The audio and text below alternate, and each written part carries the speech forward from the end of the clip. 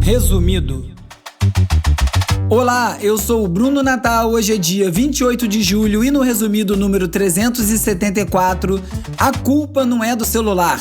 Saudade de quando a IA errava. Brasil com S estoura na Copa. Anúncio feliz com trilha do apocalipse. Metade da música já é sintética. Óculos inteligentes viram pesadelo e muito mais. Vamos nessa, resumido.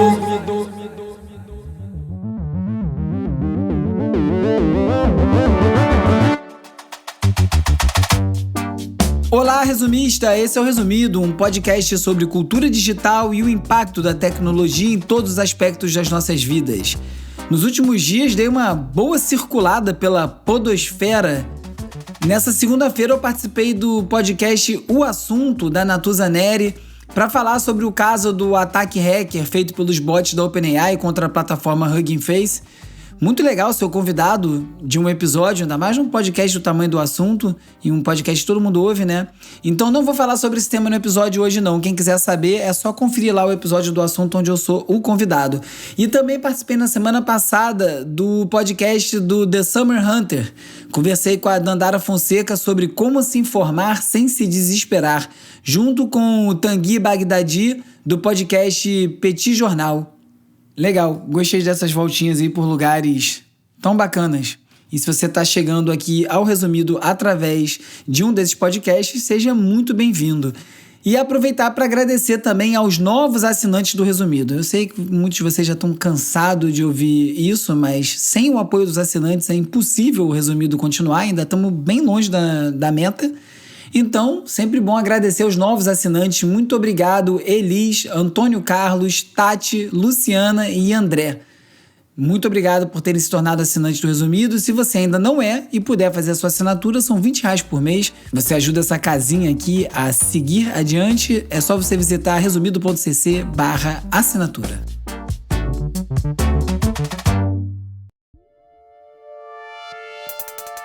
Vamos de cultura digital e como nosso comportamento online ajuda a mudar a sociedade.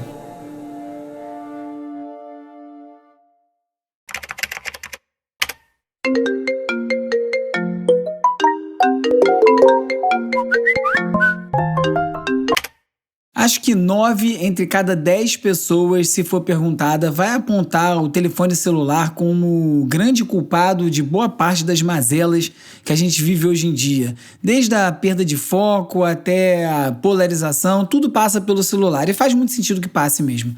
Só que a The Atlantic falou sobre o novo livro do psicólogo Peter Gray, em que ele contesta a tese do Jonathan Haidt, do famosíssimo livro Geração Ansiosa, de que os smartphones e as redes sociais seriam a principal causa da crise de saúde mental entre crianças e adolescentes.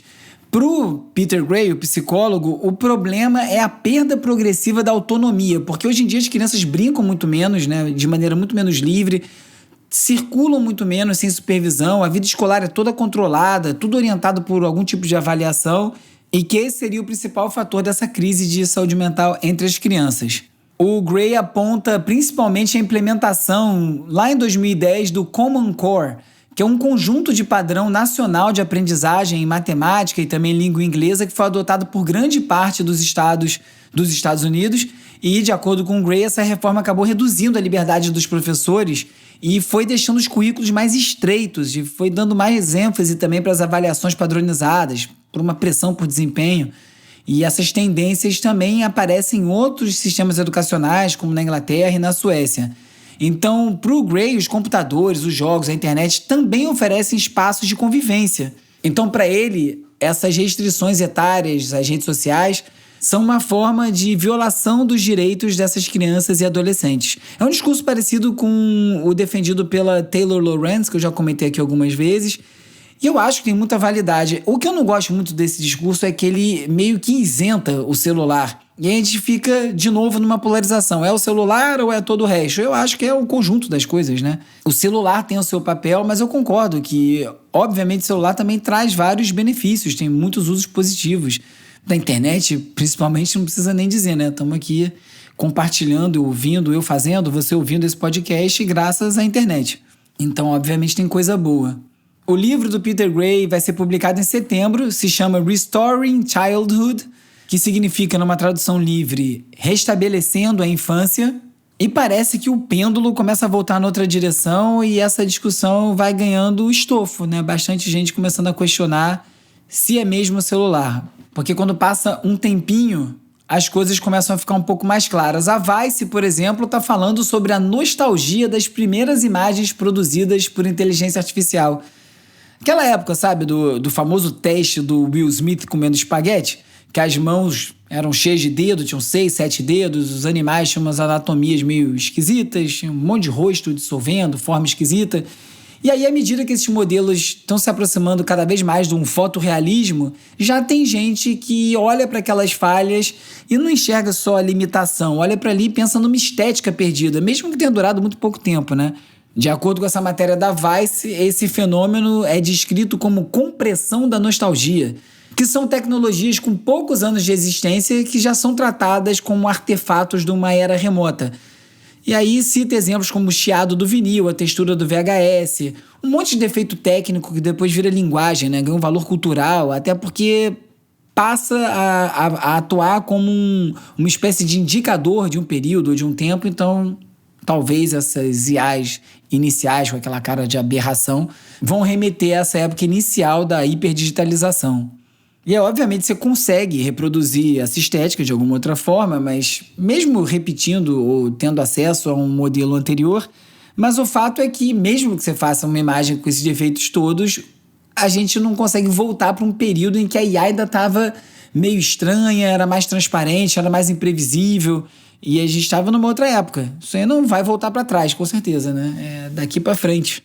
E esse desconforto com as imagens muito processadas, muito perfeitas, também vai aparecendo em vários outros lugares. A Karen Bacchini, que é uma youtuber maquiadora, tem quase 3 milhões de seguidores, de assinantes no YouTube, eu não conheci o trabalho dela, lançou um clube de assinatura mensal de papelaria, que ela chamou de Mail Club, e que custava R$ 149 por mês. Aí ela prometia que ia enviar um monte de itens personalizados, arte, ilustração feita por ela para esses assinantes.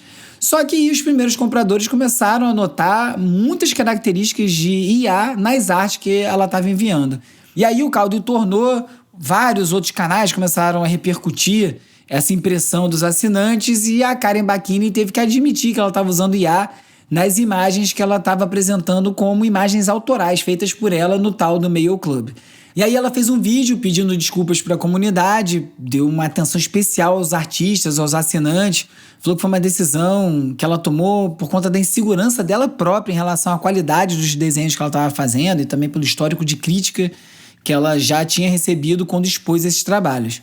Bom, se isso aconteceu assim, ela podia ter pensado nisso antes de oferecer os trabalhos dessa forma, né? Porque o que acabou revoltando a comunidade artística toda é porque quando você usa IA generativa para criar uma arte, significa que o robozinho lá está puxando como referência alguma obra publicada na internet que foi usada para treinar esses bancos de dados, muitas vezes sem o artista saber, sem ter crédito, muito menos pagamento. Então ela começou a produzir arte e faturar, muito provavelmente com uma arte criada em cima de outros artistas. E nesse vídeo que a Karen Bacchini fez no YouTube, ela convidou um outro artista chamado Renato Easy para falar sobre esse tema, e ele falou que os artistas não têm que recorrer a IA para atingir um padrão de acabamento perfeito, porque a conexão com o público se dá exatamente por conta dos elementos humanos, a parte pessoal do trabalho.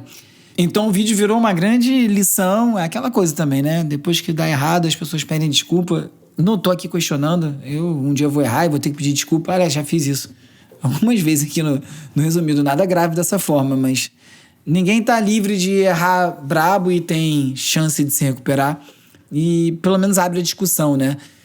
E aí uma outra história que eu vi no Instagram de um designer chamado CJ Coley mostra o outro lado dessa história. Ele é designer, ilustrador, e ele fez uma acusação que a Kittl, que é uma plataforma que produz arte, que diz que produz arte rapidamente, consegue fazer, solucionar seus problemas de IA de maneira rápida, usou obras dele como referência exatamente para promover as ferramentas da plataforma, sem ele saber, sem ele ter crédito, sem ele ter sido pago.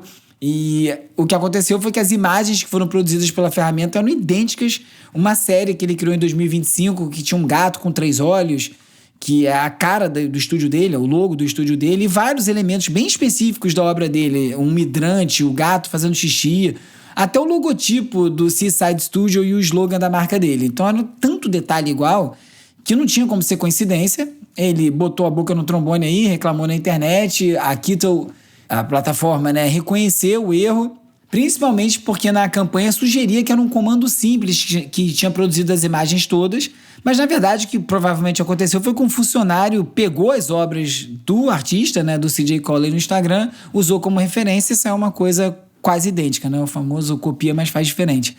Só que o cara viu e deu esse problema todo. Então, alguém está fazendo a arte numa ponta, talvez outra pessoa esteja sendo prejudicada na outra. Talvez não, quase certamente. Os dois casos acabam falando um com o outro. E muito dessa discussão tem a ver com essa opacidade do discurso, né? Um artista digital, amigo meu, fala que usar IA é tipo usar a canetinha emagrecedora. Todo mundo tá usando e ninguém admite. E é um pouco verdade. Muita gente usa e tem vergonha, tem medo de revelar que tá usando. Eu tento aqui explicar para vocês de que maneira eu uso, como eu uso para me auxiliar a produzir texto e como eu tenho que editar tudo que sai de lá depois. Primeiro que o que sai de lá é muito ruim, não tem qualidade para publicação, para ser usado, na minha opinião. E segundo, que eu quero que fique com a minha cara, do meu jeito, com a minha voz. Então eu posso usar para organizar alguns temas, organizar algumas pesquisas, mas eu preciso sentar e escrever para sair alguma coisa. E uma colunista do Washington Post falou exatamente sobre isso. Ela diz que contou para a internet que usava IA e todo mundo ficou furioso. E o argumento dela é que a questão ética não está em você proibir qualquer contato da IA com a escrita, mas sim em você tentar decidir quais as tarefas que podem ser delegadas sem que isso aí vá substituir o pensamento do autor. Porque o importante é a gente não parar de pensar. Repararam que eu tenho repetido essa frase algumas vezes aqui nos episódios, nas últimas semanas? Em breve teremos uma notícia. Voltando aqui. Ela diz que ela usa o chatbot para busca, né, uma ferramenta para localizar dado, para baixar documento, para testar argumento contrário, para realizar uma verificação dos fatos do texto. E, óbvio, também pede sugestão de corte, pede para aquilo, né? Você pede para te desafiar, para questionar o texto, para te fazer pensar.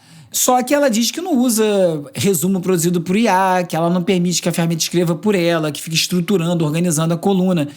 Porque para ela é isso, quando o chatbot entrega um raciocínio pronto, acaba eliminando exatamente o esforço que dá valor a um texto, né? Ou, como eu vi alguém dizendo esses dias, para que você vai usar IA para escrever, se você é um escritor, né? Para que você vai usar IA para escrever se supostamente escrever o que você gosta de fazer?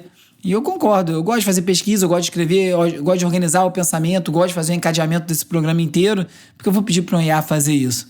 Eu fiz um teste esses dias, eu mandei lá no grupo do WhatsApp dos assinantes, conversando com o Claude e com o ChatGPT, eu botei o roteiro do resumido da semana passada, o 373, e pedi, olha, transforma esse conteúdo todo aqui, com a transcrição do episódio, numa coisa mais palatável, mais popular, mais leve, mais divertida, mais curta. Como seria isso feito para um alcance maior?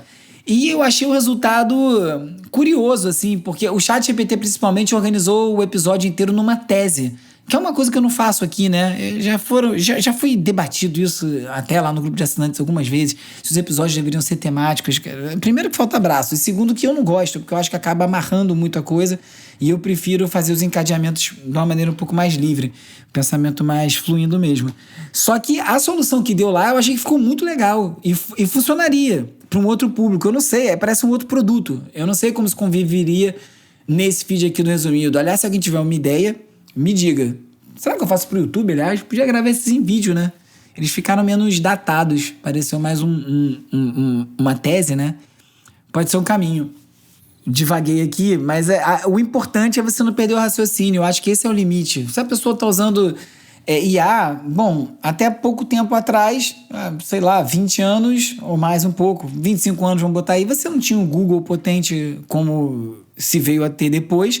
E a pesquisa era uma parte muito valorizada. Você tinha que ir numa biblioteca, tinha que ir num jornal, né? Quantos filmes não tem aí de jornalismo, de não sei o quê, que a pessoa vai lá, fica vendo um microfilme para ver uma matéria antiga. Hoje você faz no celular a pesquisa. Você transforma a pesquisa em algo pior? Eu acho que não. Acho que ninguém vai pensar que é pior por isso. Então, acho que, como sempre, eu uso a tecnologia, não é a tecnologia em si. O Substack, que é uma plataforma de newsletter inclusive é a que eu uso para as newsletters do Resumido. Se você não assina, vai em resumido.cc/newsletters para você conhecer as newsletters do Resumido e faz a sua inscrição lá. Mas eles lançaram uma ferramenta que vai deixar os leitores estimarem, apertando um botão, num sistema que foi desenvolvido pela Pangram, e estimar o quanto daquele texto foi escrito diretamente por uma pessoa e o quanto recebeu de assistência de inteligência artificial. Eles deram a opção para os autores de impedir o escaneamento de alguns textos específicos e adicionar uma declaração que eles chamaram de como eu faço isto para poder explicar o seu processo criativo. E isso gerou uma série de reações bem diferentes. Alguns autores, inclusive, ficaram preocupados de ver o seu texto identificado como IA sem ter sido IA. Eu já fiz vários testes nessas ferramentas aí, na Pengram, inclusive, e outras plataformas, sites, você pode colar o texto para ver. E dá muito falso positivo e dá falso negativo também. Eu já testei as duas coisas. Já peguei, por exemplo, transcrição do Resumido e botei lá e disse que era 90% IA. Como é que é 90% IA se sou eu falando, improvisando ao vivo e eu sei que eu estava falando? Enfim, acho que é difícil a gente confiar nisso, mas a questão tá aí. As pessoas estão questionando. E coincidentemente, no Instagram da Plastic, perfil legal de seguir, um post, um carrossel falando sobre a arte perdida dos cartazes de cinema pintados à mão. E aí fala lá, né, antes da fotografia digital, do Photoshop, e agora com a IA, lá em Hollywood era normal você contratar um ilustrador para pintar um cartaz à mão. Aqui no Brasil também, né, os clássicos posters da porno chanchada, dos Trapalhões. E essas peças não eram só o cartaz do filme, né? Acaba virando uma obra original, o primeiro contato que você tem com o filme, e isso ficou super valioso ao longo do tempo, né? Tem cartazes clássicos, e cada vez menos, né? Porque eles vão ficando todos iguais, seguindo mais ou menos a mesma fórmula. E aí eles falaram de um dos artistas, que é o Drew Struzan, que é um cara que criou cartaz para mais de 150 filmes, né? Ele fez toda a franquia Star Wars, fez Indiana Jones, De Volta para o Futuro, vários clássicos. E aí esse post falava como esses cartazes pintados à mão estão despertando o interesse hoje em dia como um símbolo de autoria, né?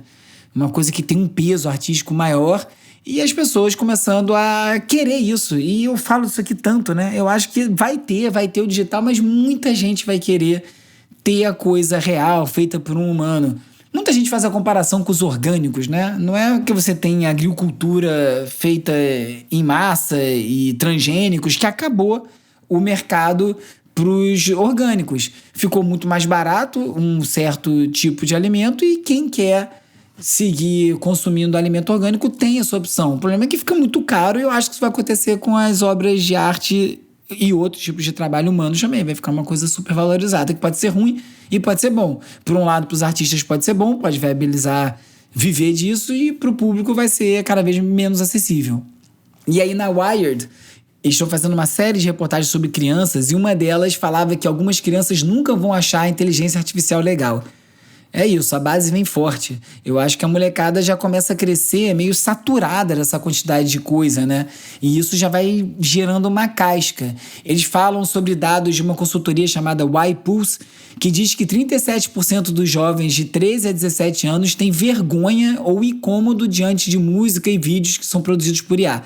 E mais da metade dos entrevistados falaram sobre uma preocupação com desinformação, com deepfake. E uma outra pesquisa do Pew Research Center encontrou também uma contradição parecida. A maior parte dos adolescentes dos Estados Unidos usa chatbot e vários esperam benefícios desse uso, mas mais de um quarto acredita que a IA vai ter efeito negativo sobre a sociedade nas próximas 2 décadas.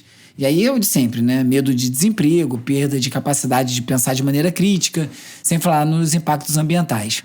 E na reportagem, uma professora chamada Melanie Green levantou um ponto muito bom, que ela fala que essa rejeição dos jovens é diferente do pânico moral que a gente vê sobre várias tecnologias ao longo da história. Porque dessa vez, parte do desconforto já está nascendo entre os próprios jovens, porque eles percebem que os adultos, as grandes empresas tentam ficar impondo a IA nos aplicativos, na escola, em serviço, enquanto a geração deles é que vai ter que enfrentar as consequências disso tudo. Então eles têm uma autopercepção de que isso aí pode desandar e que vai sobrar para eles. E aí falava também que a expressão "isso é IA" já aparece entre algumas crianças como sinônimo de conteúdo falso, de coisa ruim, de coisa que não tem autenticidade. É aquilo, né? Tudo parece inevitável, a IA vai chegar, vai mudar tudo e esquece o que são as pessoas, né? A resistência, as vontades da sociedade, como as pessoas vão lidar com isso, né? Porque é possível que vai acontecer. Aliás, raramente o que é possível acontece, né? Bora lembrar aí que o Brasil era possível ganhar a Copa do Mundo e deu no que deu. A TechCrunch falou também de alguns bibliotecários nos Estados Unidos que estão promovendo umas oficinas que eles estão chamando de Avoiding AI, ou Evitando a IA, que é para ensinar o público a compreender e conseguir desativar recursos de IA que já estão incorporados nos celulares, em várias plataformas digitais e outros dispositivos. Existe uma rede enorme de bibliotecas nos Estados Unidos, né? Biblioteca pública, que as pessoas realmente frequentam, e por isso tem acontecido por lá, que já são lugares que reúnem muita gente. E a ideia é justamente conseguir trazer conhecimento, educação para as pessoas conseguirem usar um chatbot, usar outro tipo de aplicação, sabendo os usos, os riscos e também sabendo como é que você foge disso. Se você quiser desligar uma funcionalidade do Apple Intelligence, do Gemini, resumo automático, como você faz para escapar da IA se você não quiser? Porque vem tudo ligado por padrão. Eu vou falar dessa questão do ligado por padrão no bloco de IA, que é o bloco seguinte. Mas antes de passar para esse bloco, falar de um uso bem relevante de IA que saiu na Axios, que é uma startup de Pittsburgh que analisa o resto de comida para reduzir desperdício. A empresa se chama Clean Plate Innovations e o que eles fazem é instalar a câmera sobre as lixeiras e nos pontos de devolução de bandeja, quando é refeitório, para poder registrar os alimentos que estão no prato ainda antes de ser descartado. E assim a IA consegue identificar cada item, estimar o peso do que sobrou, registra o horário e dessa forma consegue entender o que está agradando e o que não está agradando. Por exemplo, se 80% dos hambúrgueres estão voltando quase inteiros, isso pode significar que a qualidade é ruim, uma sobra menor pode indicar que é uma porção exagerada. E um teste que eles fizeram numa escola nos Estados Unidos analisou mais de 2.700 imagens durante 3 semanas e revelou que tinha um desperdício inesperado de batata frita, que é coisa que adolescente adora, né? E depois de conversar com os estudantes, descobriu que elas chegavam sempre fria na mesa. E eles mudaram o tipo de batata, saiu a palitinho, entrou em cubo, que conserva melhor o calor, e acompanharam o resultado dessa mudança e diminuiu o desperdício de batata. Essa é uma proposta legal, né, de aprendizado de máquina, com um uso que não envolve quebra de privacidade, que tem um objetivo muito claro, e fiquei de exemplo para coisas legais para se fazer com IA. Toda vez que você contrata alguma coisa online, você repete aquele ritual de preencher o cadastro, tirar foto do documento, mandar uma selfie, criar uma senha, que depois você esquece. E cada empresa começa esse processo do zero. Identidade digital é a proposta para acabar com esse processo. Em vez de cada site montar o próprio cadastro, você carrega uma credencial que já foi validada por alguma entidade credenciada, um governo, um banco, e libera só o pedaço de informação que aquela empresa precisa sobre você na hora que ela precisa. Em vez de você espalhar os seus dados por dezenas de cadastros diferentes, você passa a ter mais controle sobre o que você compartilha, com quem e quando. O InovaBrá está desenvolvendo uma solução assim, com a credencial registrada em blockchain para garantir que ela não seja adulterada no caminho. O primeiro teste foi na jornada de pedido de cartão de crédito em 3 agências do Bradesco e a expectativa é cortar mais da metade do tempo de solicitação. Faz sentido porque boa parte da desistência acontece justamente na tela de preencher os dados. O que eu acho legal nesse tipo de projeto, além da conveniência, é quem fica no controle do dado no final. A newsletter do InovaBrá, do Hyper Roy, é onde você pode acompanhar essa construção de perto. O link está na descrição do episódio, é só você se inscrever e passar a receber direto no seu inbox. Agora é o momento de explorar as transformações causadas pelas inteligências artificiais.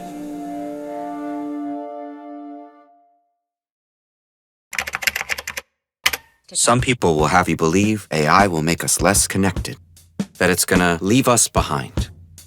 We couldn't disagree more. Call us optimists, call us dreamers. Just as we've always done, we're betting on people.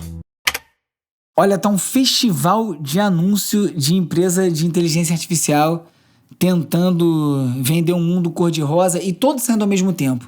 E a Wired anunciou exatamente o da Meta, que usou uma música do David Bowie, que é sobre o fim do mundo, como trilha num anúncio que defende que a inteligência artificial não vai reduzir as conexões humanas, não vai deixar ninguém para trás.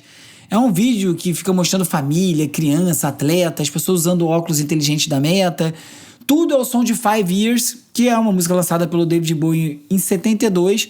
E aí tem essa contradição que é meio difícil de ignorar. A primeira vez que eu vi a música já pulou no meu ouvido isso, porque essa música descreve um planeta Terra com 5 anos de existência só e apresenta um cenário de pânico, de violência, meio de fim do mundo. E aí isso chamou a atenção de mais gente. A Meta foi procurada pela Wired e disse que o Bowie também associava essa música a uma tentativa de transformar o medo do futuro em otimismo.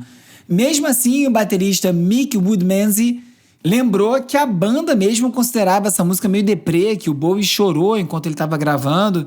E um jornalista da Pitchfork falou que essa escolha pode representar uma ignorância sobre o contexto da música ou uma decisão publicitária que é estranhamente genial. Aí, além dessa propaganda da Meta, tem uma do Google, tem do FTX com uma estratégia meio semelhante. E agora teve também uma da Anthropic, que é a empresa responsável pelo chatbot Claude. O comercial se chama A Esperança nas Perguntas Difíceis e questiona se a IA merece ser confiada, quem vai interromper o avanço se alguma coisa der errado, por que a sociedade precisa dessa tecnologia. E aí as imagens tem de tudo, né? Tem casa pegando fogo, reconhecimento facial, uma pessoa em situação de rua, trabalhadores numa mina, uma fileira de túmulos. E aí na segunda metade o tom muda para família, medicina, natureza, possíveis benefícios sociais. E aí a Anthropic diz que as vozes que você ouve durante o comercial são de pessoas que foram consultadas numa pesquisa sobre as expectativas e os medos relacionados à IA. O fim das contas é que esses comerciais acabam ficando meio sombrio, além de soar meio oportunista, né? O Sam Altman da OpenAI, inclusive, falou que o comercial da Anthropic para ele parecia uma paródia quando ele viu pela primeira vez. Mas o que essas empresas estão fazendo é pegar essa preocupação pública, várias delas criadas pela própria indústria de IA, e transformam numa estratégia para apresentar a empresa como algo responsável, né? Sem nunca explicar quem é que tem o poder para pisar no freio se precisar, né? Que é a pergunta que todo mundo faz. Porque a gente não consegue parar nem de ter IA enfiada goela abaixo. A Wired, mais uma vez, comentei no episódio passado, tá numa fase muito boa a Wired, fez uma reportagem falando sobre aquele caso da Meta que eu comentei aqui, que ativou por padrão um recurso que permitia os usuários do aplicativo de IA da Meta a marcar contas públicas do Instagram, ou seja, qualquer perfil aberto, e gerar imagem com a aparência dessas pessoas, desses perfis. Basicamente, você podia gerar um deepfake, uma imagem sintética de qualquer pessoa no Instagram que tivesse uma conta aberta e não tivesse configurado lá proativamente para desativar essa capacidade da Meta. Ou seja, o padrão é, sua conta está liberada. E aí um monte de gente começou a publicar tutorial, crítica e falar sobre como isso está errado. Essa pressão toda fez a Meta retirar o recurso do ar depois de 3 dias. Isso mostra uma prática que é muito comum no Vale do Silício, nessas empresas de Big Tech, que é incorporar a IA, coleta de dados, treinamento de modelo sem pedir autorização prévia. Você tem que ir lá e dizer que não, e não dizer que sim, né? Você não precisa autorizar que os seus dados sejam usados para isso, você precisa desautorizar. E sempre para desautorizar é aquilo, né? Um menu meio confuso, você não entende direito onde você tá, você não sabe se ligou, se desligou. Parece quando você quer cancelar uma newsletter que tem pegadinha, que você clica, para numa tela, você não sabe se você já saiu, você precisa apertar alguma coisa e acaba assinando de novo. Mais ou menos isso com IA. E, obviamente, isso aí é explorando o comportamento padrão das pessoas, que é manter as opções que estão pré-definidas em qualquer aplicativo, tanto por desconhecimento quanto por cansaço, por falta de tempo, por preguiça. E se fica dessa forma, acaba tudo rodando. Nos Estados Unidos é diferente da Europa, que tem o LGPD deles lá, né, que é o Regulamento Geral de Proteção de Dados da União Europeia, que determina que a escolha mais protetiva para o usuário tem que ser a padrão e limita também a coleta de dados do usuário. Bom, isso aí devia ser padrão já no mundo inteiro, né? Meio mau caratismo você operar ao contrário, mas é o que tem para hoje. Essas empresas não param, fazem o que querem, até que Crunch falou do acordo histórico da Anthropic para pagar $1,5 bilhão para ressarcir os prejuízos do uso de mais de 500 mil obras, livros que foram incluídos no treinamento do Claude, sem ter sido comprado ou tido autorização dos donos do direito. O que a Anthropic fez foi raspar um monte de livro para treinar o seu modelo de linguagem, não pagou ninguém, só que eles foram pegos no pulo. Agora tem uma curiosidade nesse caso, porque no primeiro momento um juiz já tinha decidido que você usar um livro, mesmo protegido por direito autoral, para treinar um modelo, seria um tipo de uso justo, o fair use. Fair use é quando você usa qualquer coisa que tem direito autoral para você aprender e depois você produz um conteúdo em cima disso, né? Então, por exemplo, eu tô aqui lendo e comentando várias reportagens, isso é um fair use, é um uso justo porque eu tô tô aqui interpretando, eu usei essas reportagens para aprender e tô aqui compartilhando com vocês, eu não tô plagiando a reportagem. O que é diferente de eu usar essa mesma reportagem para produzir uma igualzinha no meu site sem dar crédito, sem falar nada com ninguém, que é mais ou menos o que esses modelos de IA fazem. Então, essa primeira decisão sobre o uso justo já foi confusa, mas o que acabou pegando para o Anthropic agora é porque boa parte dos livros eles sequer compraram. Eles rasparam mesmo de plataformas de compartilhamento entre usuários, né? Que muitos consideram pirataria, outros consideram empréstimo entre os usuários, só feito em escala diferente. Sempre teve essa questão, né? Você é a pirataria porque muita gente está baixando livro num volume ou música num volume que antes era impossível. Só que é exatamente isso que está defendendo os laboratórios de IA hoje em dia, né? Porque, sim, faz sentido. Você pode usar o conhecimento do livro para produzir esse modelo de linguagem. O problema é a velocidade e o volume com que isso é feito. Eles conseguem raspar centenas de milhares de livros em dias e aí vira uma coisa um pouco difícil de acompanhar, né? Nem todo mundo tem esse recurso, ou quase ninguém tem esse recurso, muito menos os humanos. Seja como for, sabendo que ia dar ruim esse primeiro caso, eles resolveram pagar 1,5 bilhão para essas 500 mil obras, então cada título deve receber aproximadamente $3 mil. Será que o autor teria topado por esse dinheiro? Topando ou não, é o que ele vai receber. E a Deezer, que é uma plataforma de streaming de música, soltou uma informação que mais de metade das faixas que estão sendo adicionadas todo dia no Deezer já são produzidas integralmente por IA. Eles falaram que em junho desse ano, 2026, a plataforma recebeu uma média de 90 mil músicas criadas por IA por dia. E o crescimento foi acelerado, porque em janeiro do ano passado eram 10 mil faixas por dia. Era 10% dos envios e agora já está chegando a esses 90 mil, que é mais de 50% do que é publicado na plataforma. A Deezer estabeleceu que vai remover as músicas feitas por IA que não tenham recebido nenhuma reprodução nos últimos 6 meses e também outras faixas que sejam relacionadas a esquema de audição fraudulenta, né? A pessoa vai lá, cria um monte de música com IA, taca na plataforma, bota bot pra tocar essa música pra poder receber o direito daquela música que ninguém ouviu e nem ninguém fez, né? Só acaba coletando dinheiro. O setor todo tá meio confuso ainda, né? O Bandcamp proibiu música com IA, o Tidal retirou a monetização de música por IA, a Apple resolveu botar rótulos voluntários, ou seja, a pessoa tem que dizer que a música foi produzida com IA, e o Spotify criou uma regra sobre o nível de participação na tecnologia, né? O quanto daquela música é feita com IA. O Spotify, aliás, removeu 75 milhões de faixas produzidas por IA em 2025. E a grande questão é que ninguém quer ouvir essas músicas. Então a tendência, exatamente como eu falei das crianças que não vão achar IA legal, é que isso deixe de ser interessante até para quem produz. E uma outra ponta disso é que é grátis você publicar, né? Talvez tiver limites do quanto você pode subir numa plataforma dessa. E olha que antigamente tinha, né? Quem viveu aí a era dourada do Fotolog era aquilo, era uma foto por dia. Depois acho que viraram 5, se eu me lembro bem. Era um limite físico e isso obrigava a pessoa a tomar escolhas, porque era muito caro o servidor. Conforme foi ficando barato, virou essa coisa ilimitada. Talvez isso mude alguma hora, né? Pelos custos das plataformas, pelo volume do que é produzido. Mas gostando ou não, o G1 falou que a música viral do Brasil na Copa foi feita inteiramente com IA. Foi um produtor independente que passou o carro no monte de aposta do mercado, de gravadora, e conseguiu mais de 1 bilhão de plays naquela música que ficava simplesmente em cima de uma base de funk, que é um subgênero do hip hop, né? Que domina viral na internet. Aquela música que tinha uma letrinha, ficava Vini Júnior, Rafinha, Rafinha. Essa música bombou e virou uma música da Copa. Gostemos ou não.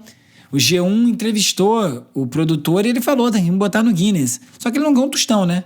Porque apesar desse 1 bilhão de reproduções, ele não tem o direito da música, porque foi criada por IA. E olha que ele diz que não fez ela com prompt. Ele pegou um pedaço aqui, um pedaço ali, de vários prompts, até ele montar aquela música e teve o trabalho dele ali.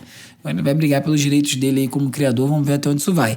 E na seara do vídeo, a coisa também não tá diferente não. O YouTube endureceu as regras contra conteúdo perturbador e lixo produzido por IA. Eles vão tirar o direito de monetização dos canais que trabalham publicando um monte de vídeo genérico, repetitivo, às vezes que não tem nem conteúdo, é só um loop maluco para ficar prendendo as pessoas para assistir. Um dos exemplos que o Gizmodo listou é canal de resgate de animal. E aí um monte de vídeo produzido com IA, só que se o vídeo estiver baseado na aflição do bicho e não no resgate, esse conteúdo pode perder a receita. Só que essa definição aí cria uma coisa meio subjetiva, né? Uma fronteira meio difícil de entender. Isso pode afetar o jornalismo e pode também afetar canal que se dedica a temas mais difíceis. Essa tentativa de conter esse problema, né? Um estudo já concluiu que cerca de 20% dos vídeos que são recomendados para os novos usuários são produções de IA com pouco esforço, ou seja, é um prompt que cospe o vídeo é publicado. Vai ficar difícil correr atrás disso. E também tem uma contradição, né? Porque muito desse lixo automatizado, a própria empresa, né? O próprio Google está produzindo, porque investe em várias ferramentas de vídeo generativo. E alimenta, inclusive, ferramentas dentro do YouTube com o uso de IA. Então fica uma coisa meio maluca, né? Confio nos humanos. Acho que as pessoas vão acabar rejeitando esse tipo de conteúdo com o tempo e as coisas vão se restabelecer sozinhas, vamos dizer, né? Acho que o tempo é o melhor remédio. Vamos esperar e ver quando é que isso aí chega, como é que isso fica. E agora é hora de falar sobre como as Big Tech moldam o nosso comportamento. Inserir áudio.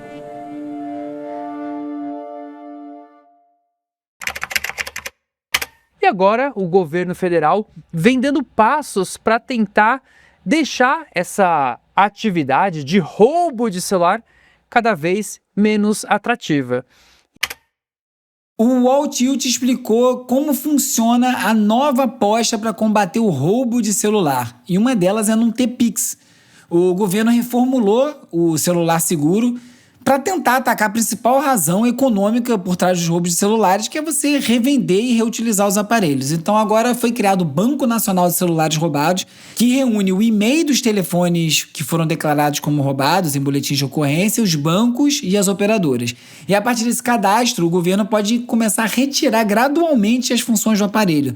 Primeiro bloqueia o acesso ao GovBR, depois impede transação com Pix, depois corta as redes sociais e tenta barrar a venda desse telefone em mercados de segunda mão. O problema dessa política está fora do Brasil, porque vários aparelhos roubados acabam indo para outros países e lá esse Banco Nacional não vai ter efeito nenhum, né? Mas ainda assim, você transformar o celular roubado num objeto mais difícil de ativar, de vender, de faturar em cima, pode reduzir um pouco do valor dele para o crime. Quem sabe isso aí diminui a quantidade de roubos. A Verge falou sobre como a Meta acabou criando um pesadelo de moderação para os seus próprios óculos inteligentes. Isso porque esses óculos facilitaram a produção de vídeo em primeira pessoa, né? Você liga e já está filmando. Só que muita gente tem usado isso para transformar desconhecidos, gente na rua, em matéria-prima para os seus vídeos. Principalmente homens que usam esses óculos inteligentes para abordar mulheres na rua e gravar essas interações sem consentimento e depois publicar esses vídeos como se fosse uma pegadinha, ensinando a como seduzir uma mulher. Já comentei sobre isso por aqui. Não por acaso, esses óculos já estão recebendo o apelido de óculos de pervertido. Então, agora o Instagram está dizendo que vai remover os vídeos com esse teor que estão explorando, constrangindo, assediando as pessoas. Só que o problema é que essa regra não define claramente o que conta como assédio, né? Parecido ali com o que eu acabei de comentar sobre o YouTube. Como que essa moderação vai funcionar? O que vai ser caracterizado como um vídeo que infringiu essa regra? Um vídeo de uma mulher malhando na academia, uma pessoa em situação de rua, alguém drogado, pode não ser uma abordagem direta, mas pode transformar essa vulnerabilidade da pessoa que nem sabe o que está sendo filmada num espetáculo online para quem quer faturar com isso.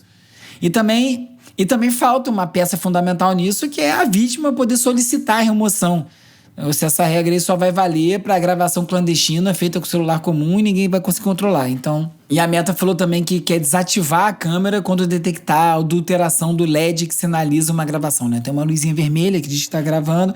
Se a pessoa adulterar aquilo, a câmera pararia de funcionar. Só que é engraçado porque a Meta vende exatamente isso como uma das características principais do produto, que você consegue filmar uma câmera de uma maneira menos perceptível possível. Falando da Meta ainda, o New York Times contou o que aconteceu quando a Meta usou IA para banir contas no Facebook e no Instagram.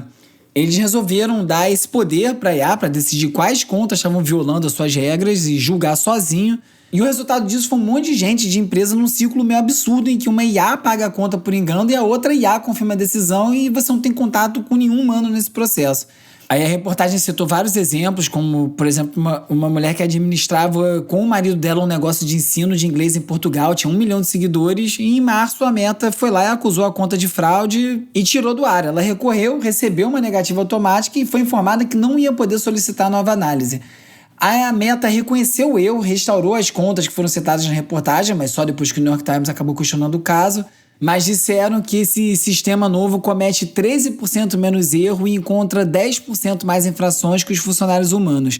Só que o ponto aqui é que mesmo que a taxa média seja melhor, isso não resolve ou não substitui a transparência, a explicação, o direito a você ter uma revisão humana, porque muita gente depende dessas redes para ganhar vida hoje em dia, né? Já é realidade, os negócios estão montados nas plataformas de rede social e acaba depois descobrindo da pior forma possível que você não é proprietário nem da sua própria presença digital. E aí é o risco do negócio, né? Você constrói o seu negócio baseado na plataforma dos outros, talvez você não tenha um negócio. Hora de relaxar com as dicas de ver, ler e ouvir.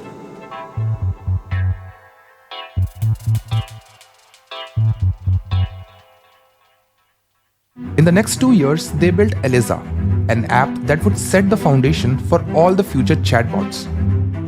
What made Eliza so impressive was the introduction of keyboard-enabled responses.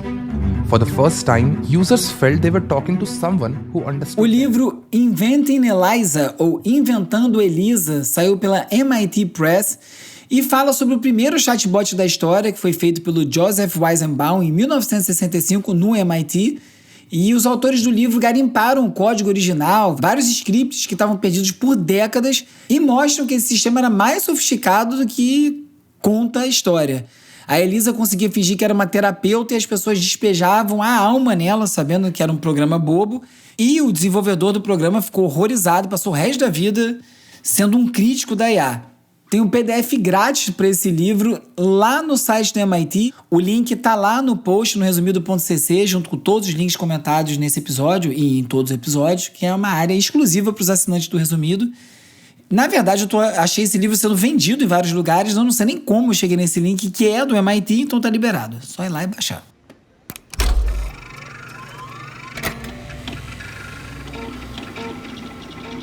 A Apple TV soltou um teaser da adaptação de Neuromancer, o clássico romance do William Gibson, de 1984. Praticamente inventou o vocabulário da internet, né? Botou no mapa o cyberpunk. Primeiro eles lançaram um teaserzinho de 1 minuto há 2 semanas que eu perdi e eu ia falar sobre esse teaser e aí agora saiu um de verdade com 1 minuto, mostrando os atores que vão interpretar a história do livro que criou, por exemplo, a palavra cyberespaço. Então se passaram 42 anos até conseguirem filmar um livro que era considerado infilmável. O Cyberpunk imaginou um futuro de máquinas pensantes, poder corporativo sem freio. E esse futuro chegou, todo torto, a gente vive parte dele e agora vai ser mostrado na tela. Vão ser 10 episódios, Neuromancer só estreia em janeiro do ano que vem. Antes disso, sai a 2ª temporada de Dark Matter, agora não mais baseada no livro, né? O primeiro foi baseado no livro do Blake Crouch, que é produtor executivo da série. A primeira temporada foi muito boa, também na Apple TV, e a segunda sai agora em agosto. Então, tem coisa pra esperar até Neuromancer sair. Tô doido pra ver. Os dois.